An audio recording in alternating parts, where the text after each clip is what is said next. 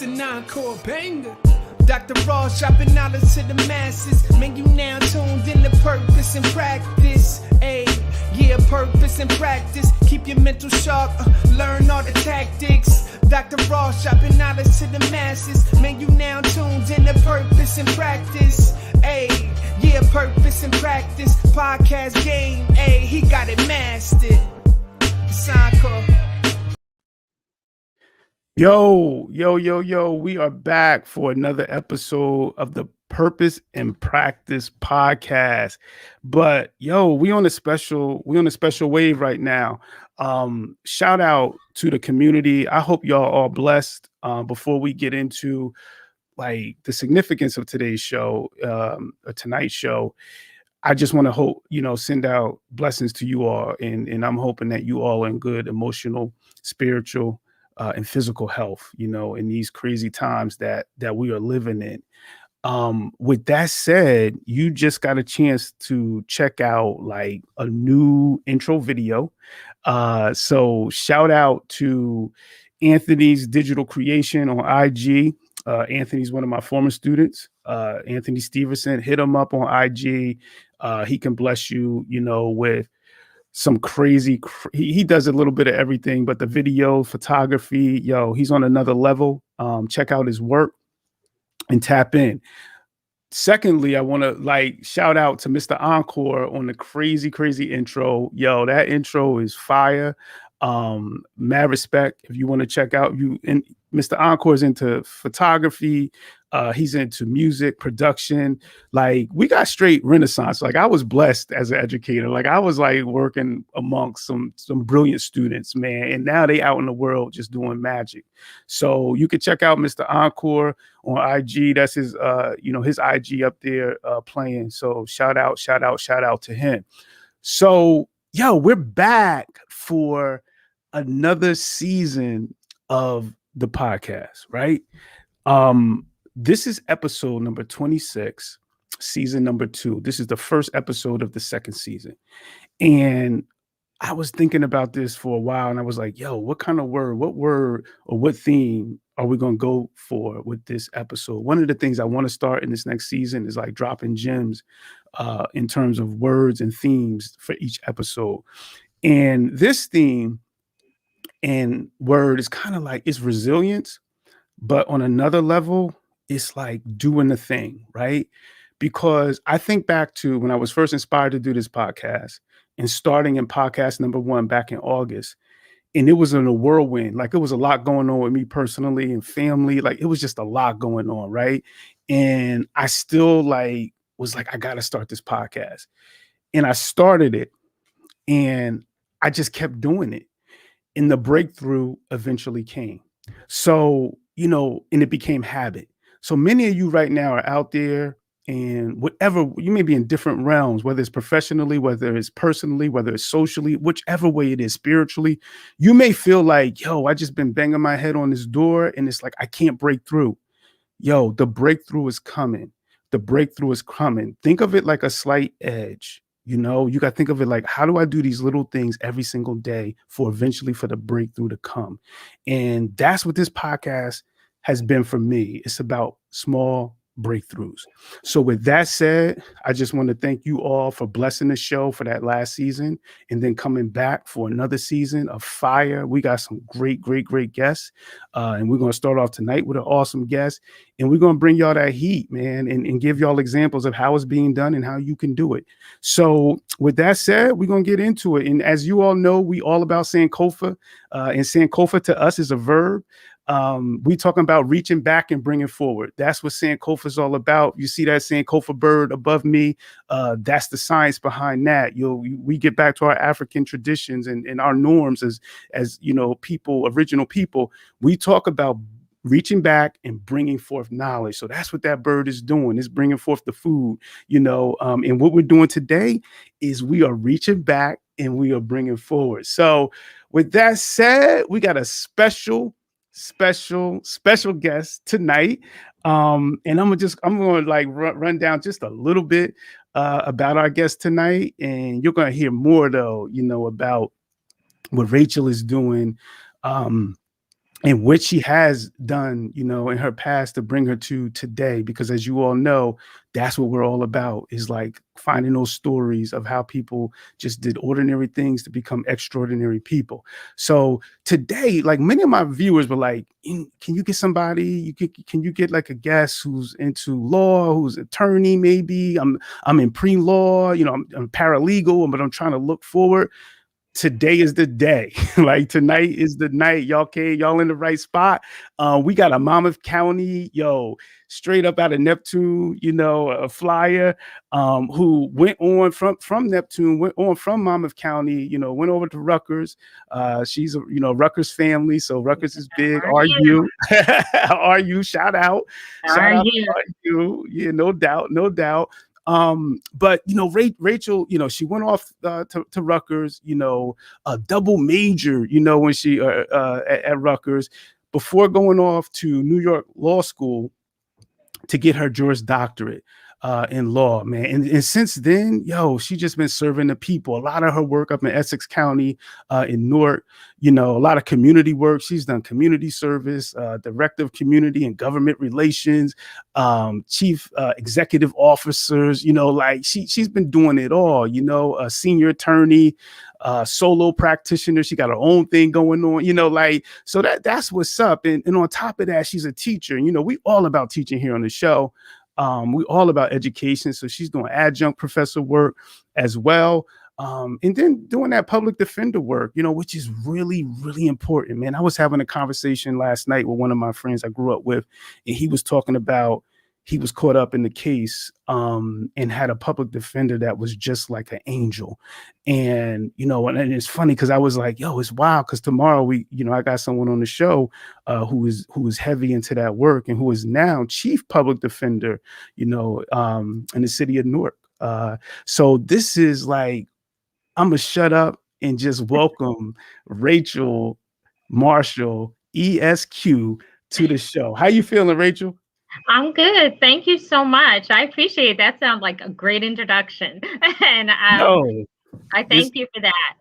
And I want to congratulate you on the show and your accomplishment of having done that last year and this being your second time doing it. So, and I'm really thankful to be your guest for the new year. it's only right. It's only right. And I said, I was like, I'm not gonna do a big introduction to you, because you're gonna talk more about, but it's like I couldn't help. I had to bring that fire. Shout out to those of you who are in the chat. You got Roberta out there. What's up, Roberta? How you feeling? Hi. We like to bring that interaction. So if you're in the chat, you have comments, you have questions, we're gonna see them. And we can definitely add on, to any type of comments that you may have. So with that said, Rachel, it's good that you feeling good, you looking good. Thank you. Like real talk. So we're gonna get into the show. Okay, let's get started. Let's do it. One of the things, Rachel, and I talked about earlier with the Sankofa, and we use Sankofa as a verb in terms of going back and moving forward. We like to, we always admire those who are doing great things in the world, those who are doing service. But one of the things that sometimes is missing is like going back and getting those backstories, right? Right. So one of the things that we like to do on the show is share those beginnings and those backstories of our guests, and then work up to, the great things and the brilliant things that you're doing now. Because I believe in showing that whole picture, and a lot of young people, they need to see like the struggles and, the tribulations and the trials that folks had to go through to meet their goals. So with that said, I'm just going to ask you if you don't mind just kind of going back and, reflecting on growing up. Sure. So like you said, I grew up in Neptune, New Jersey. And I went to Neptune public schools all my life. The elementary school was right up the street. I lived right next door. We shout out to Roberta, like she's known me probably 40 something years. Wow. But so growing up in Neptune, it was just I was myself, my younger brother, my parents. So we definitely had our challenges growing up. And I really didn't know what I wanted to be when I was in school. It was so again, like I grew up in a household with two parents. However, we definitely did have our problems, like most children have. They either there is something that's going on in the household, or they come from different things that are happening. My household, there was my parents, but then my parents got divorced, and we had a whole set of different issues that as children, you really don't know how you're going to handle them, or you don't recognize them, or, it could be a lot on you, but I just stayed focused. I had some good teachers and I had some bad teachers. I was talking with a friend yesterday about some of our teachers from high school and elementary school, that encouraged us, and some of them that we really remember because I remember what they said to me to discourage. True. Right. And so now I have a young daughter, so just listening to her talk about her teachers really kind of brought me back to my teachers growing up. Right. So I think it's important, even though there was some different issues that we had growing up.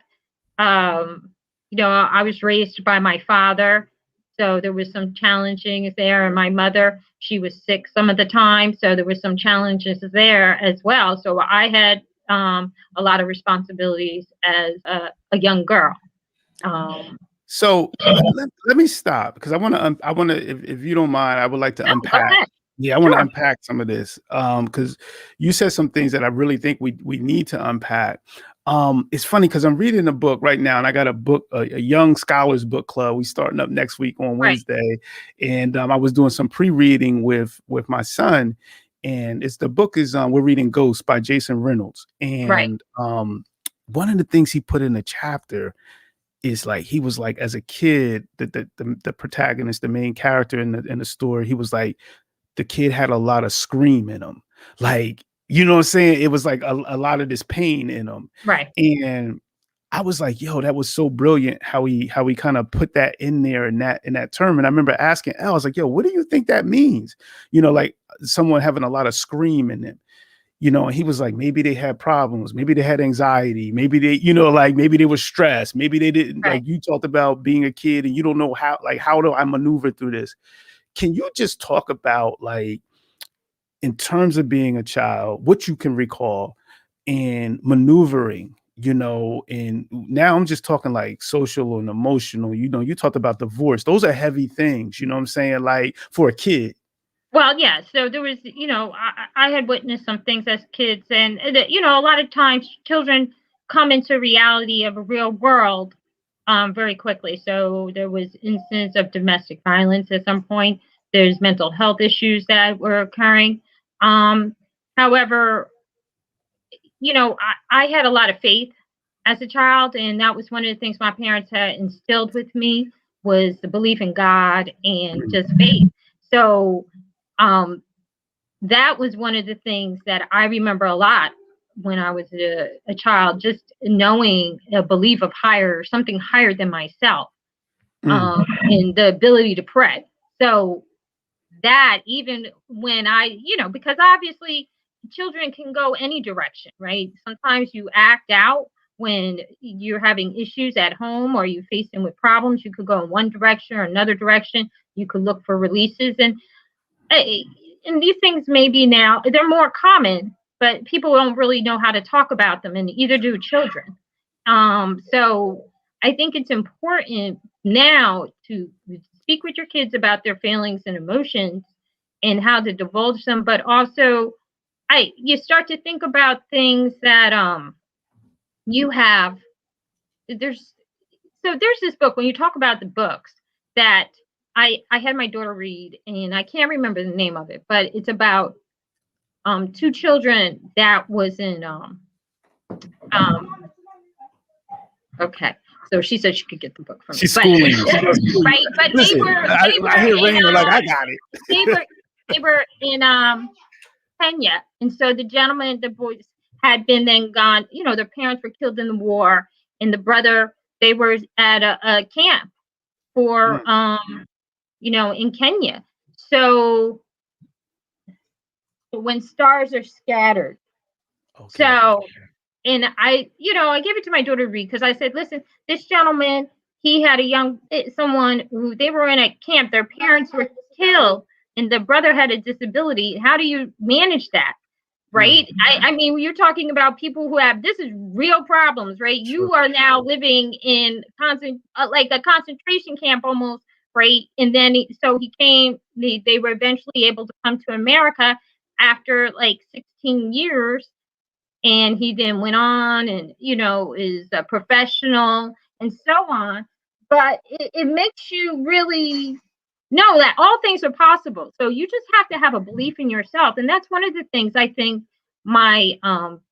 thank you, Alicia. I think my parents instilled in me was that the fact that, you know what, you can do whatever you put your mind to.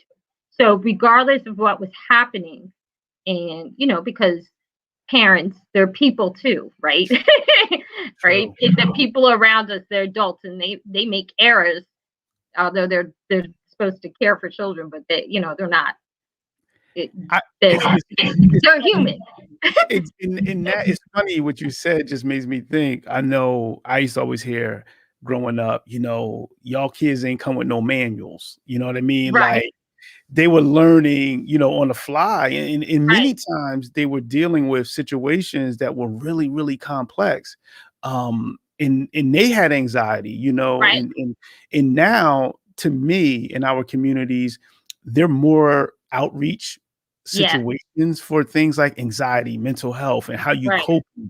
Whereas back when I was coming up, 70s, 80s, like all of those things weren't available for my parents. You know what I'm saying? So, but what was available, and I hear you on that, was that spiritual piece. Like, and you talked about that, like that faith, and that was kind of like pretty much that was a savior for you, is being able to turn in. I mean, it was that the being, having faith, and then also knowing about belief in yourself. So if you hear a parent or adult or one person say to you, look, I believe in you, or you could, whatever it is you could do. So all the 100 of people say that you shouldn't apply here or do that. The one person who says that to you one time, it resonates in you. True. So, hopefully that helps you overcome some of the negativity. And so that's really what, drove me to be able to overcome things, right? So you really think that I can do this. I mean, I wasn't like the best student, right?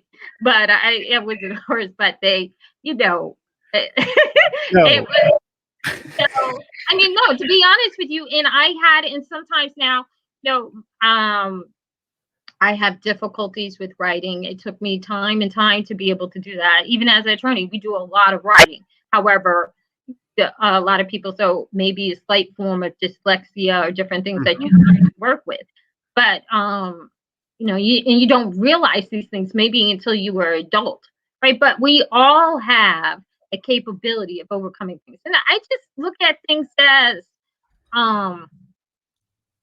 so if that person can do it, so can I. Right? So that, as I got older and went on to school or in college and law school, then I started looking at other people saying that if that person can do it, so can I. Right? And true. It was just something you had to motivate yourself to say, why, if they can do it, I can do it, right? What is it that I need to do? Everybody has a certain skill set that they may be better at.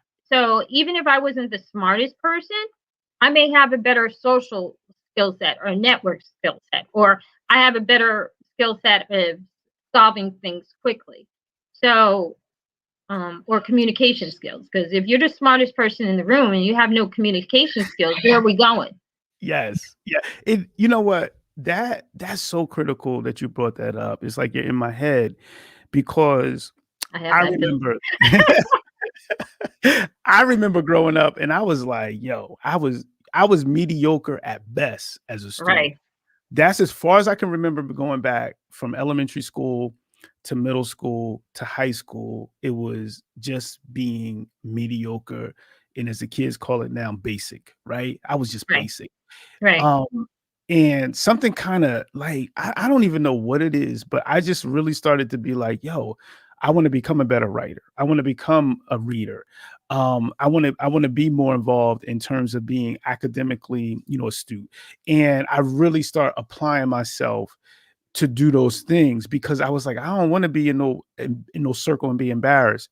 So if you can just talk to a little bit in terms of like schooling for you, and if you can go back to middle grades, what middle school Rachel was like. Did you know Oh, then I'm gonna be Rachel Marshall ESQ, or oh was no. it like if you can talk about that, Rachel, because there's a lot like my whole in education, man, and listen, I've been blessed to work with some Right. crazy talented educators in my career. And one of the things though that I always gravitated to was the underdog. I always gravitated to those who kind of needed like that word of Right. encouragement to be spoken into them, Right. and then they just blossom.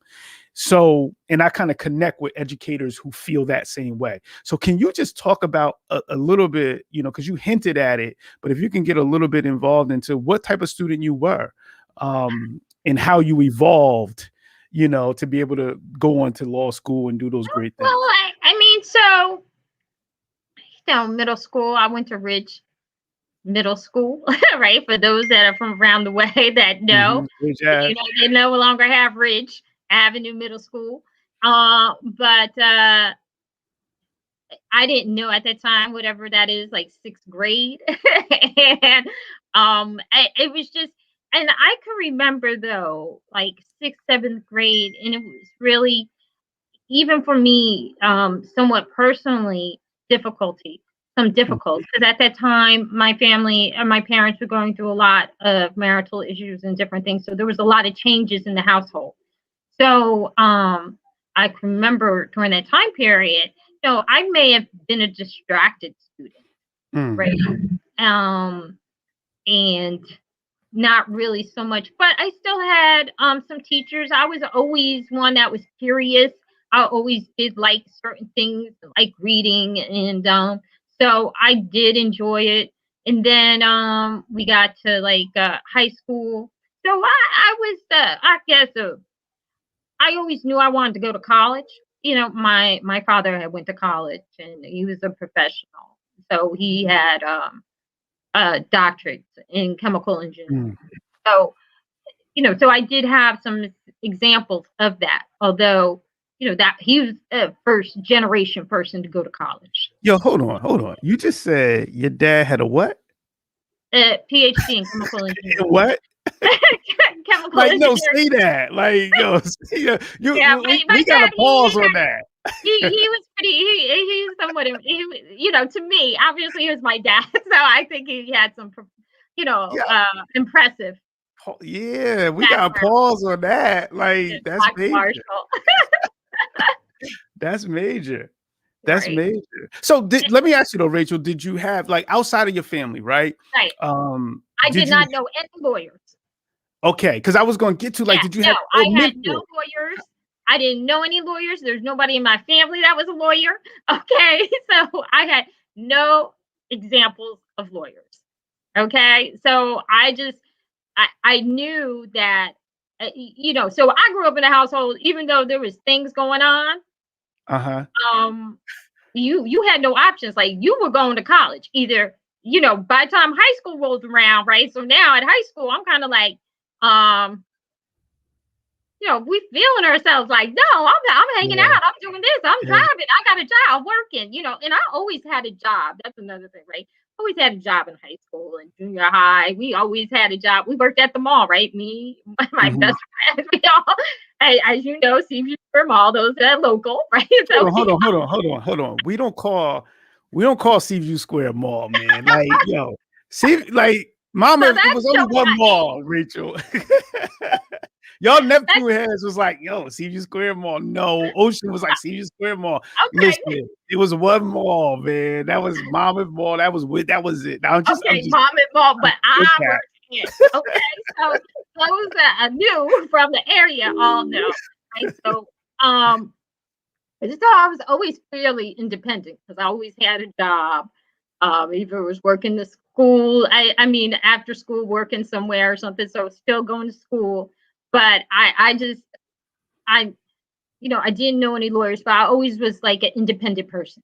Mm-hmm. So I always wanted to have my own. So even if but I knew that I had to go to college or I had to do something. Or I had to get out the house, right? So that's one thing too. My parents are pretty stern in that, like, no, you're going to do something, right? You just can't sit here in my house and not pay anything. If you're not going to school, you bring something. You're doing something, or you got to go, right? So that was pretty much it. So I knew I had to go to college or do something. So, in high school, we just I was in some classes or pre-college classes or something like those. Now they have all these different classes, which I don't even understand, AP courses or whatever. Yeah, that wasn't coming up. Yeah, so I took some of those classes, and we were just talking about some of the teachers, and I said, I was telling one of my friends, Renee, yesterday about Miss Wise. So those that went to Neptune High School knew about Miss Wise. And really, and now that you reflect on it, we didn't really have those many teachers that were African American or Hispanic or people of color at all, right? So the rarity of having one, and Miss Wise was one of those. And just like her last name was, she was Miss Wise. She was an African American teacher, and I think she took history, and she ain't take no nonsense, right? And she actually, one of the things I did, I thought she was extra hard on individuals that, African Americans, but she understood that she just wanted you to do well. She as adult, then you know how things are and what type of system that you're working within and how the perception are of minority children, right? So as a child, you don't see those differences. And you don't see maybe how you're being treated differently or other opportunities given to other children. So I think, Miss Wise always wanted you to strive for your best. She did not want you to be lazy. And so that was one of the things. If you gave her a lazy paper, she was going to tell you about it. So, we need that. If you definitely do need that. You definitely do need that.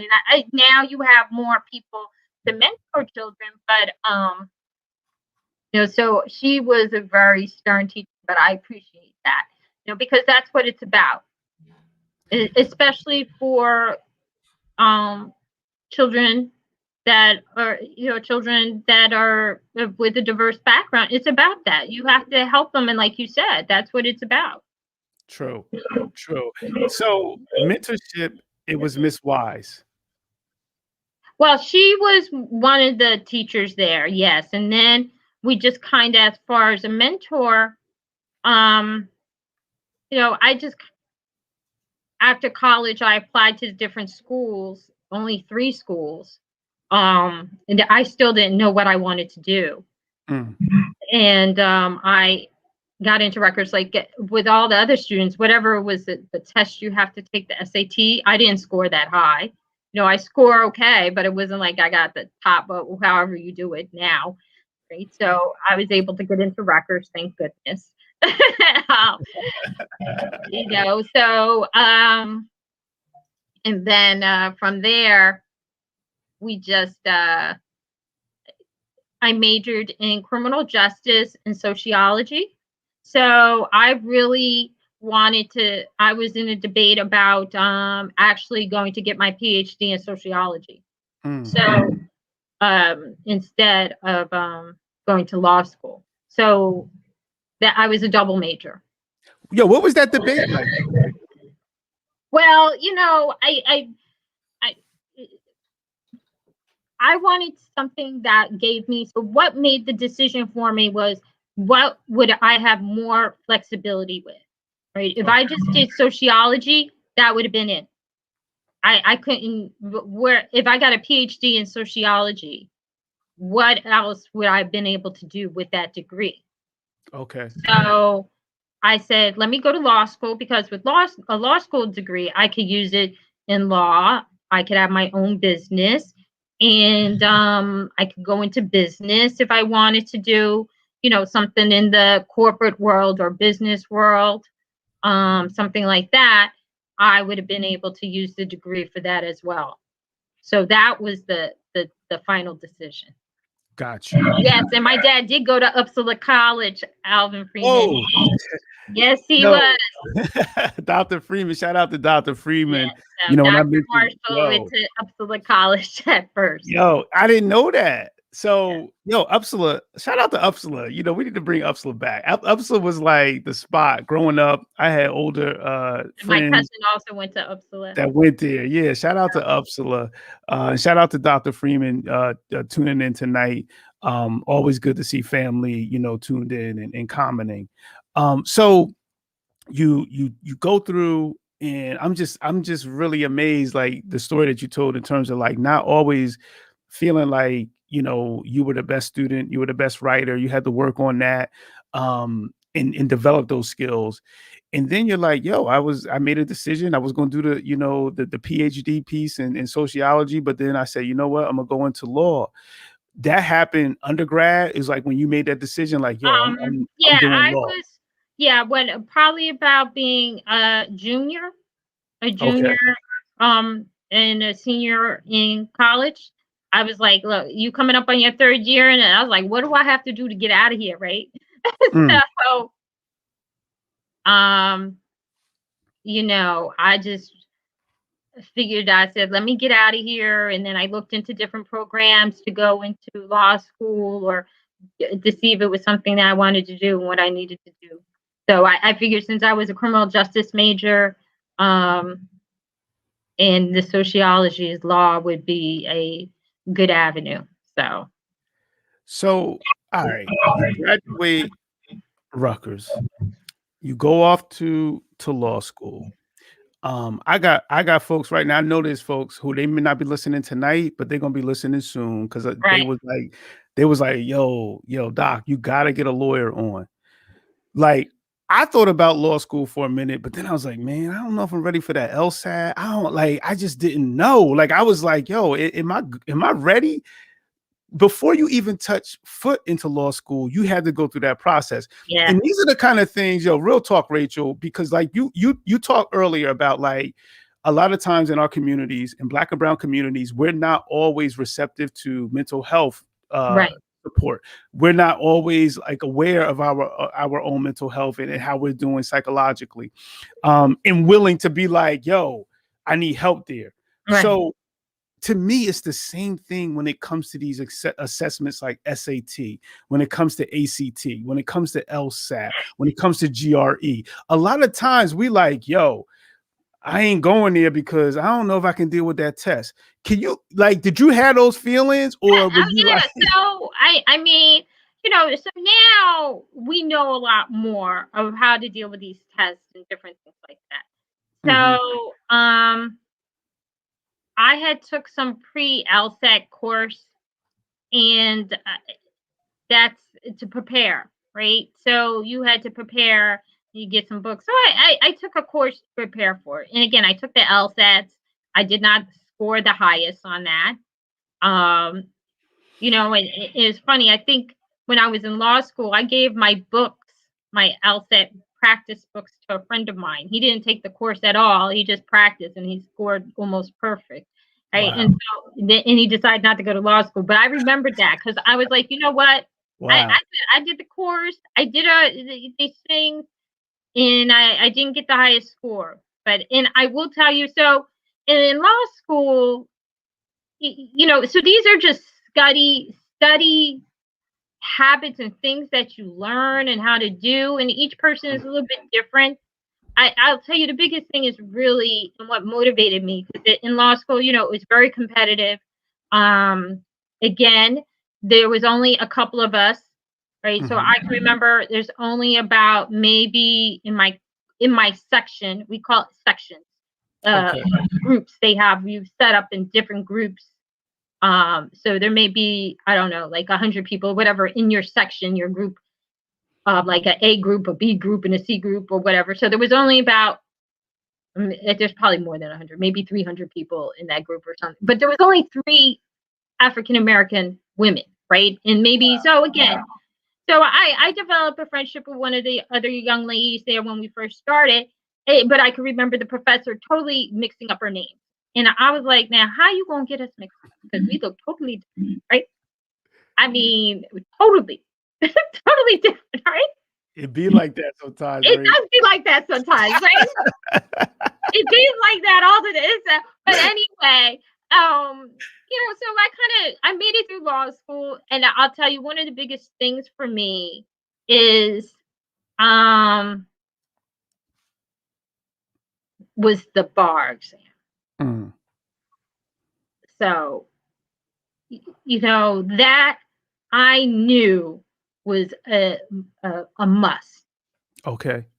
Because if you go to law school, you spend all this money, that's 3 years down the tube if I can't practice, right? If I can't have my own, and this is something, and even my friend Roberta would probably say it, I was determined when I graduated law school that I was going to have my own practice.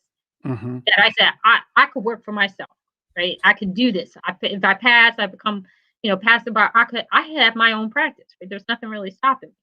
So that was the most intense studying I have ever done. So all of the problems that I had, you know, I had to recognize them, and because I had to be able to handle it, like my writing issues that I had, you know, being able to write, because the bar at the time, they've changed it, was like 6 essays, multiple choice, and so it's a 6 hours exam. So I did the most intense course there was, which was pretty much writing every day, 3 hours a day, studying like 6 hours a day. And it was just, so it was discipline. At this point, I knew in my head that I had to do more than some of these other students. And so what was the most rewarding thing for me was after I passed and I was admitted, was when I went back, I went to one of the law schools or whatever, and I saw some other students there that was in the top of the class still studying because they didn't pass the first time. Wow. All right. So I was like, you know what? So I wasn't in the top of my class, but I was determined to do whatever it took. So I did not have to take that test again. So Rach, I've been there. I know the feeling. So that meant me studying 6 hours a day, and it was more preparation. So it wasn't so much. So and like I tell students, I said it's more preparation. So just sitting there for 6 hours a day, getting used to writing 3 hours, right, constantly. Because then back then they wrote tests, right? Now they take them on computers, right? But you would have to write out your essays. And so it was the practicing that, and, you know, just developing a rhythm for it. And so that is probably the most intense and focused I ever been. Yo, Rachel, that, you know, because Faith had commented, Faith Edwards, you know, shout out to you, Faith, someone who's trying to do her thing and make it. She's not, I ain't gonna say trying, she's making her way through the whole pre-law, paralegal, and like, yo, I want to be an attorney. That's my goal, you know, and she was one of the folks that like inspired me to be like, I got to reach out and find attorneys. And that's why I'm happy you shared that, because I know she's getting a lot of jewels, and a lot of folks are getting a lot of jewels on that. Shout out to Ray Ankrum. Yo, if y'all not familiar with the 8 Black Hands, check that podcast out, check their show out. Inspiration to me. These are educators who are doing great things, and Ray talked about, like, he just put in there like that standardized test. And a lot of us don't agree with standardized tests, but at the end of the day, those standardized tests, just as you just explained, Rachel, are sometimes gatekeepers that keep us from entering certain professions. Like, if you ain't do that work, no matter what your philosophy was on standardized tests, you weren't entering that realm. Like, could you just, and you talked about that, but I think that we need to be aware of that. And you talked about preparation, in knowing like what you had to do to prepare to be successful, to conquer that. And you did it, So, I mean, it's just a preparation for real life, right? Because now, once you get over that hurdle, and whatever it is you do, right? If you were to go into medicine, or you go into education, or what profession you go into, right? So now you take this test, and now the whole rest of your career is now this exam. Yes. Like every day, right? So you are now prepared. So it's actually a mental preparedness as well, because now after you didn't take this exam, so that's just one hurdle. You get through that window, and then it's preparing for this career on. So, and one of the things I would say was, and I probably early on wish I did had attached to more mentors early on. And I would have to say, I think that is one of the best things you can do. If you're able to find a mentor, and if you're able to attach to someone who genuinely has an interest in you and being able to help you along, gravitate to that person. True. And so, because I think in whatever field you're in, and or just in life. So go ahead. But the other side of that, Rachel, is those who are on the other side, right, and who have experienced the experience, and who have made it through the struggle, so quote unquote, they have to be ready to receive mentees and those who are trying to step through the door, the threshold, and they can't be gatekeepers, because I feel you, like, we got to search for mentors, but mentors also have to be available. And I feel like that's something that we don't always spend a lot of time talking about. And that's one of the reasons I have this show, because I know that there's folks who are watching this and listening to you and hearing your story who are going to reach out. Listen, trust me, they're going to reach out, and they're going to be like, listen, can you school me a little bit more on this? Or can you school me a little bit more on that? In that availability piece, just like you talked about, Mrs. Wise, like that availability piece and that willingness to be like, reaching back and bringing forward, that has to be there.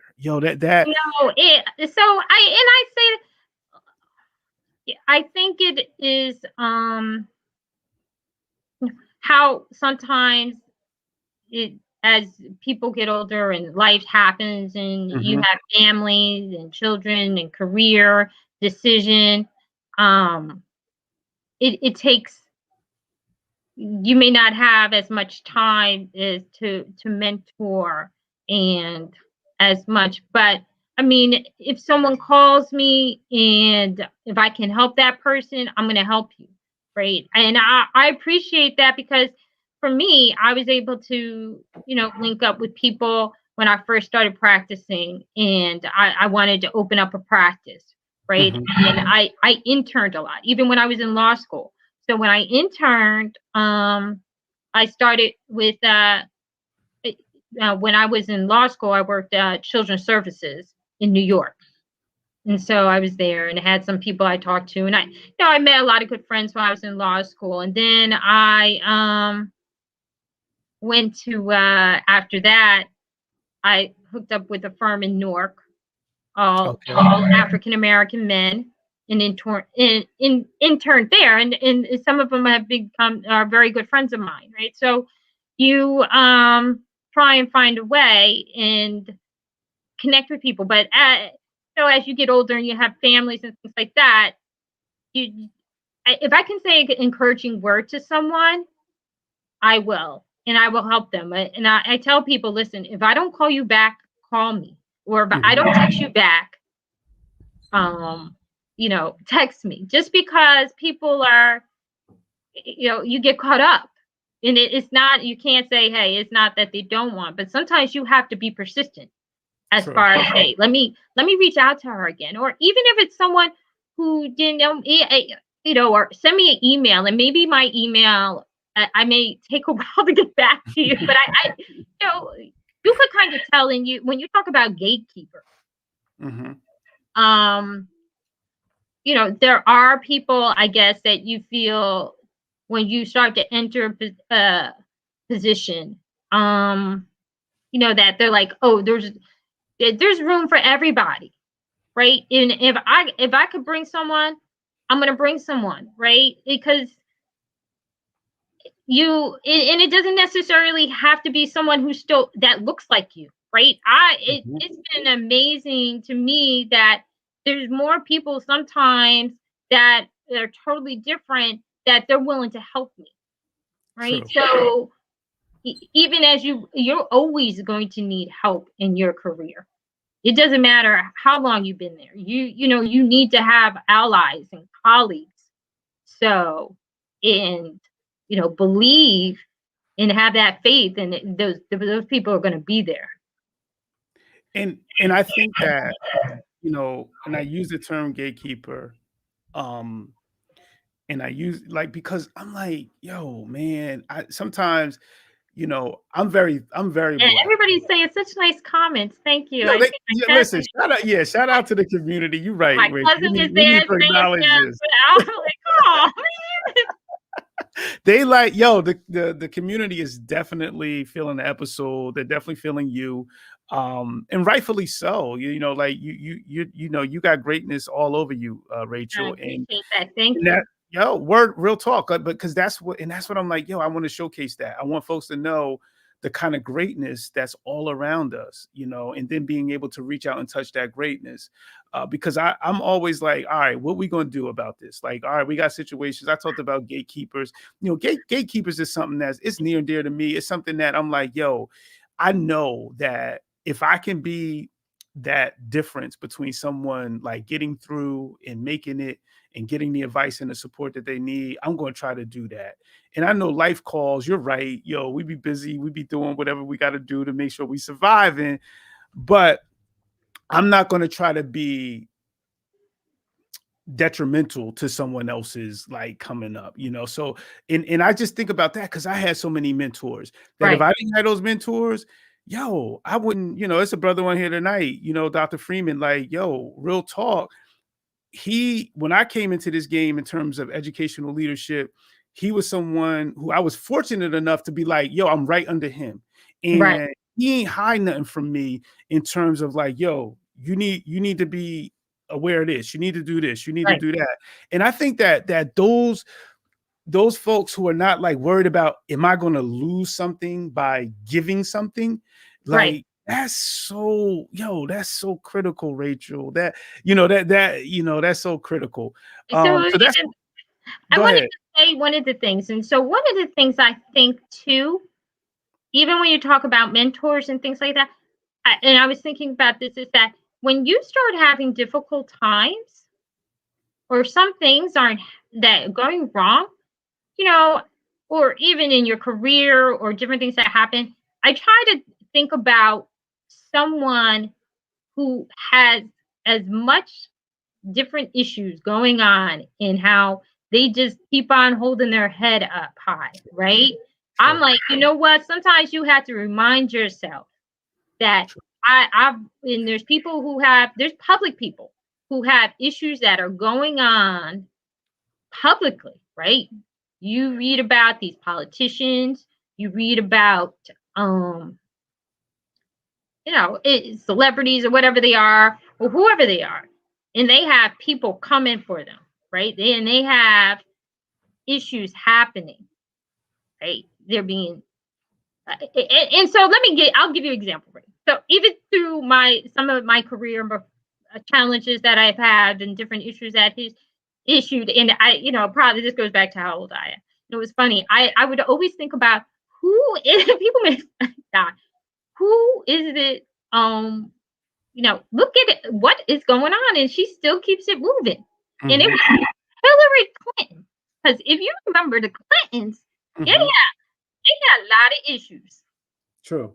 They had a lot of issues. You got your husband having this affair, right? Mm-hmm. Publicly, you have some different issues where people getting sued or something that you're involved in, and I would just look at, and I was like, wow. She keeping it moving.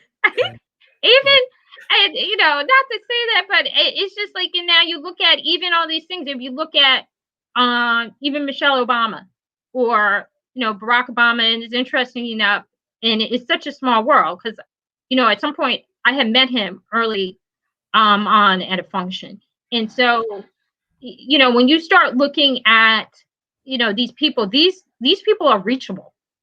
Yeah. Right? Like, the first vice president, Kamala Harris. She is within the realm, right? How many people went to Howard, mm-hmm. right? How many? So these these people, they're reachable. And so when I tell young people, or when you look, these things are obtainable. Right? You could obtain these goals. So when I say look at them, now you could really look at people, right? And so they have their own struggles, and everybody has something in a struggle. So even you read people's books, and it's very interesting books and stories. I'm reading the book written is really good, Stacey Abrams. Yeah. Shout out to Stacey Abrams. And so I'm like, she did it. She did the thing. And she talks about how when she went in some of the lines in her book, I was like, how she ran for governor and how she didn't win. And she was like, and how she turned that. Mm-hmm. Right? Mm-hmm. And I like that. Yes. Right? And she talks about that in her book. And I was like, oh, this is powerful right here. And you never know why things happen, because if you look at what happened to Stacey Abrams when she didn't win the governor, if she won governor, where would we be right now? Yeah, will we have been able to do what we? Yes, I'm glad you flipped it like that. I'm like, you know what? Yo, that's crazy. Because disappointment.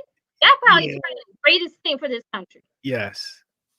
You school me, Rachel, because, and I'm glad you took it there, because it is easy to kind of get caught up in like, all right, all these things are working against me, but how do I get off the mat is more important. Like, how do I like rally the troops, get off the mat, and make it happen? And making it happen may be different than the original plan. You know what I'm saying? And that's kind of like listen, if you believe there's always, I say God's always got a plan, right? Yes. So even when your plan don't work out, his plan gonna work, right? And you may not realize that. And it's always, and like you say, getting off the mat and stuff like that. And I think that's really where, when you say a mentor and people, is when you see a fellow that is down, and you see someone that's having some difficulties, that's really where you got to be able to lift that person up, right? And help redirect them or be there. And it's it's easy to be with people when they are flying high. True. Right? You got everybody around you then. But it's the people there, and that's when those are the type of people you want to have as your mentors and colleagues. Is when that the chips are against you, the tables are turned. Those are the people that you want to know that you can call on, and that you have as a mentor. And that's really what so having a mentor is, and being someone that's going to help you along, and someone that okay, now the chips have turned on me. Can I reach out to that person? Yes. Yo, true indeed, Rach. You definitely bringing fire tonight. I'm glad And to hear that. yeah, no, listen, the comments are crazy, and shout out to the community who are sharing these comments because they're right on time. It's what we need, and these are the stories again that I'm committed to bring these folks like you, Rachel, to the show to share insight because we live, it's a lot of uncertainties. Like sometimes we stop believing in ourselves for whatever reason it is. We think the chips are stacked too high. And Uh-huh. man, y'all need to see that there's stories out there of folks who are like getting it done. And maybe you need to kind of rub shoulders and get close to these folks and network with these folks because I really believe it's contagious. I'm talking to you tonight and I'm feeling like I learned so much that I'm ready to be like, all right, yo, what'd you You say? just think about it. I said, you think about our history, right? Mm-hmm. Instead, if you think about our history and people history, and that's one of the things. I mean, it just inspires me. Yes. If it inspires you, if you think back about what people have gone through and where they've been and what they've done. My parents were old enough that so my parents, I come from a mixed background. My mother is Caucasian, she is Italian, and my father's African American, right? Mm-hmm. So when they got married at the time, there was still Virginia loving, right? So, you think about what these people went through, right? And before them, my family is from Virginia, all the way back to Jamestown. Wow. So, I mean, so if you know your history and you think about the struggles that they have, what you have now, this is nothing. True. Right? It's almost interesting. So, and I say that because I that's one of the things that motivates me and keeps me moving because you think about, if you ever go to the South and you from the South, I mean, you used to be able to drive down there. You drive down there. It's like I could feel the souls in the woods. Wow. So, Wow. it's like, look, these people, that is it. So what am I complaining about? Right? Yeah. Yeah. When you put it in that perspective, you're right. I got this.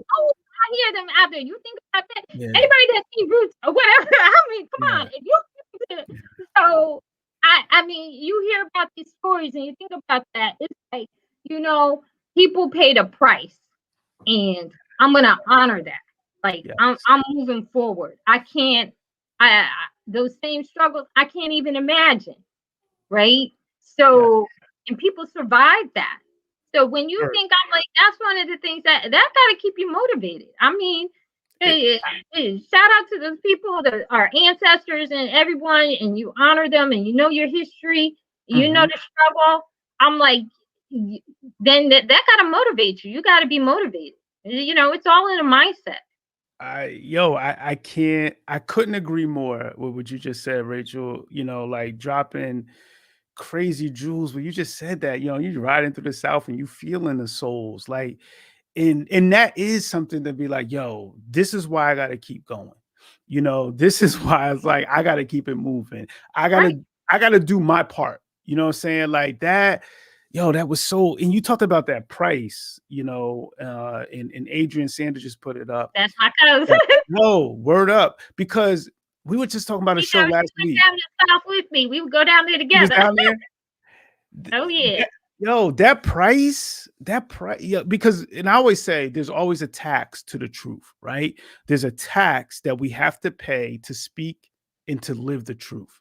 And sometimes that tax can impact us in different way. That's the price. Whether it's professionally, our professional growth, there's some things that you may say that may keep you out of certain professional circles. But it's like, if you truly believe in what that thing is, and what that thing is right and righteous, it's like, yo, if you don't stand by that, then what are you going to stand by? Like, so, shout out. Like, I'm like, I'm really, really, really, really, really, I'm just blown away. Like tonight, and we didn't even like, and it's crazy because we haven't even gotten into it. I was looking so forward to like getting into, the kind of work that you're doing right now, and how that work relates to a lot of what we're talking about. Because I think that's that's critical as well for folks to see. But you've been on fire tonight, Oh, Rachel. thank you. I appreciate You like you definitely bringing the heat. So what I would like to do, Sure. one of the things that I always like to do, is talk about and give, like, if you were able to go back to your high school self and be like, all right, this is the advice I would give Rachel back in high school. What would that advice be and why? Oh man. I think you're one that I would that, believe in yourself. And again, it takes some time as finding your voice and also self-esteem as Mhm. well. So I would probably just go back and say, um, have your, you're going to be okay, and just believe in yourself. Um, Keep yourself motivated and focused, right? Mm. Focus is important. Don't get distracted, right? So, because you can easily get distracted off your path. Everybody has, distractions that can be, um, that can happen. But that you're gonna be okay. I mean, so follow your heart, follow your dreams, and I would probably tell myself to again work on having more mentors Mm. earlier on. If you can find those mentors early, that'd be great. But just again that to believe in yourself. And Rachel, like, I'm a believer, and I've known you for some years now. You've always Right. been supportive on my path. You've always been supportive in some of the critical, points of my life. You've been present, and I appreciate you for that. Like that's real talk. Because you talked about earlier about, sometimes we busy with our lives and this that. But listen, when there were times that my family and we needed you, like you were there. Right. So definitely a salute, to you, for that. And I'm just happy that I have a reach to bring in, sister like you to talk to the community that I serve, and bring this word. So I'm very thankful, very, very, very thankful for you. And I'm thankful for you taking this time, like, to Oh, I share enjoy with that. our show. I enjoy it. I enjoyed it. I appreciate you having me on so much. If Sure. I have the opportunity to do so, I'll gladly share with what I have if it's going to help anybody.